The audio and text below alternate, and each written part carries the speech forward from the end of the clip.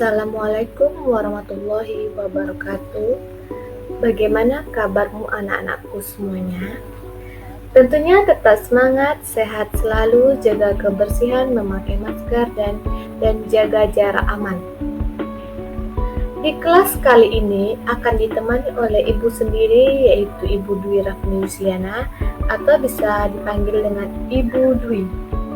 Di kelas kali ini, pertamanya Ibu akan membahas bagaimana kita mengenal bimbingan konseling lebih dekat, yaitu apa pengertiannya, bagaimana layanannya, dan tentunya apa saja manfaat bimbingan konseling untuk kita.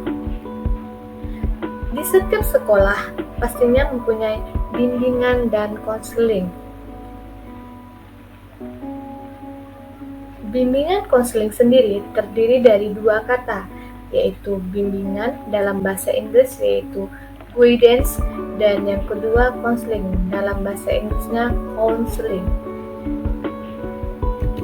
Bimbingan atau guidance artinya mengarahkan atau membantu, sehingga dapat disimpulkan bimbingan atau guidance proses pemberian bantuan oleh konselor atau guru BK pada siswa untuk mengoptimalkan kemampuan dirinya, meliputi bakat, minat, dan potensi dirinya.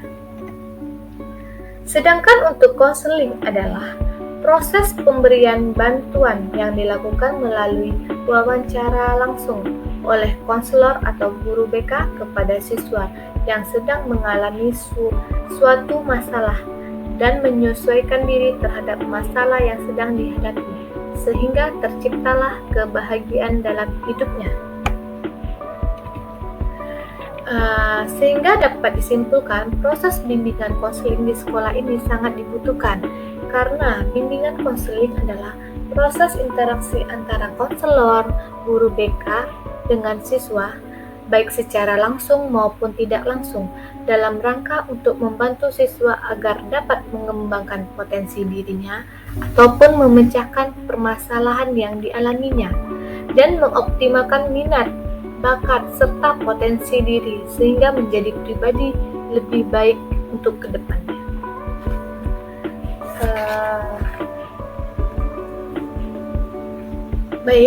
Konselor itu yaitu guru BK, sedangkan konseli itu siswa.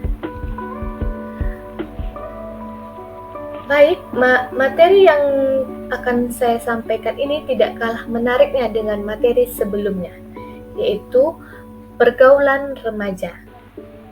Jadi, yang dinamakan pergaulan remaja adalah sebuah kontak sosial di antara remaja atau sekelompok sebaya. Dan tentunya ketika dalam bergaul dalam teman sebaya, hal-hal yang perlu diperhatikan.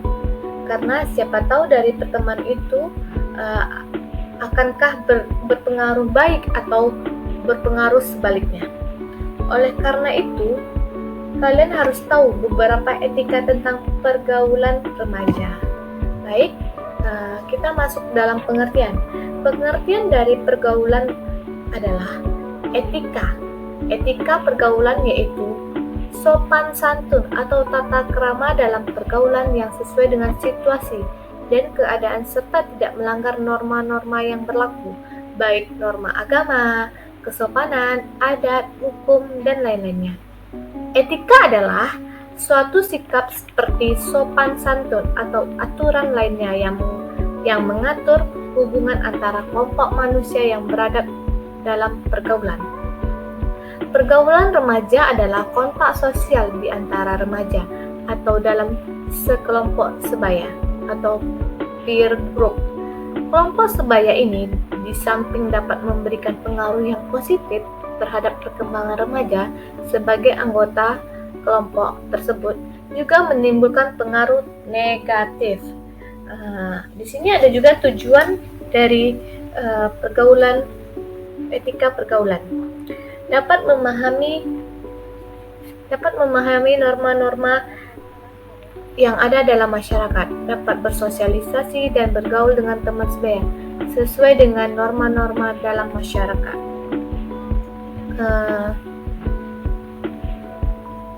Etika berteman dengan lawan jenis.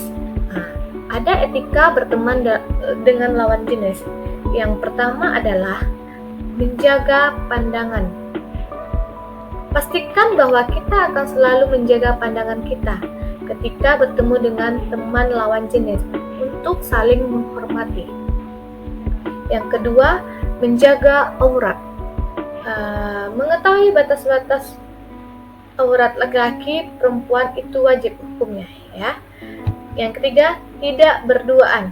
Usahakan kalau keluar atau main atau bertemu dengan lawan jenis, kalian tidak hanya berduaan. Ini dimaksud untuk menghindari fitnah atau hal-hal yang tidak diinginkan. Yang keempat, tidak bersentuhan. Usahakan untuk tidak bersentuhan dan jaga jarak aman. Yang kelima, berkata sopan, yaitu hargai teman kalian dengan ucapan atau kata-kata yang baik. Dan berkata-katalah baik ini juga bermaksud untuk menghargai diri kita sendiri, karena perkataan itu menunjukkan kualitas diri kita, siapa diri kita sendiri. Ya. Yang keenam, memiliki tujuan jelas. Ketika menjalin pertemanan dengan lawan jenis, pastikan tujuan kita adalah jelas. Ya, tujuan kita adalah jelas. Yang ketujuh, memiliki rasa malu. Ketika kita memiliki rasa malu dalam menjalin hubungan dengan lawan jenis, maka kita akan menjaga diri sebaik mungkin. Yang terakhir yaitu tidak bersamaan dalam waktu yang lama. Nah, ini yang perlu diketahui. Jadi kita harus tahu waktu jika kita lagi ngobrol atau berduaan dengan lawan jenis, kita harus tahu waktu, ya. Tidak ada batasannya, ada waktunya, ya.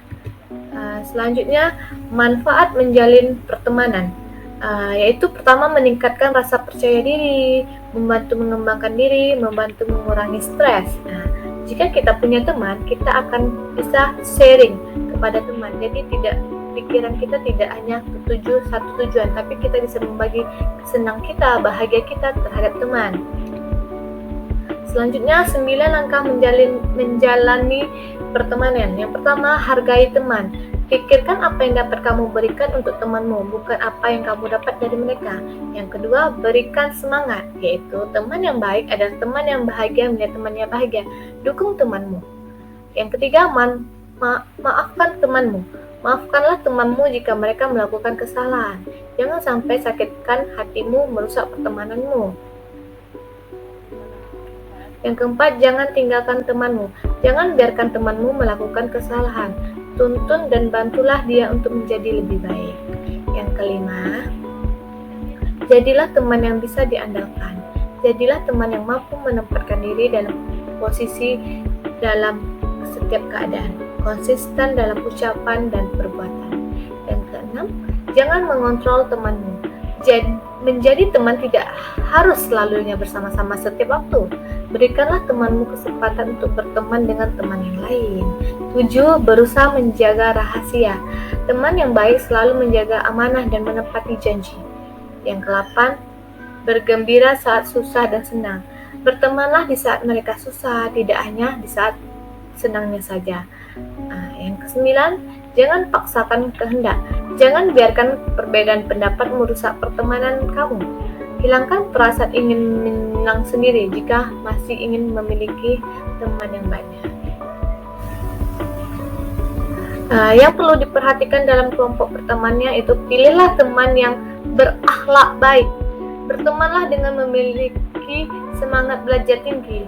Kembangkan sikap yang membantu dan memberikan saran dan kelompok kamu. Hindari pola perilaku melanggar norma. Jadikan kelompok berteman sebagai wadah belajar bersama dan memecahkan permasalahan yang ada. Yang terakhir, terima kasih. Terima kasih waktunya sudah diberikan. Jaga kesehatan, jaga jarak aman, dan memakai masker. Ibu akhiri, Assalamualaikum warahmatullahi wabarakatuh.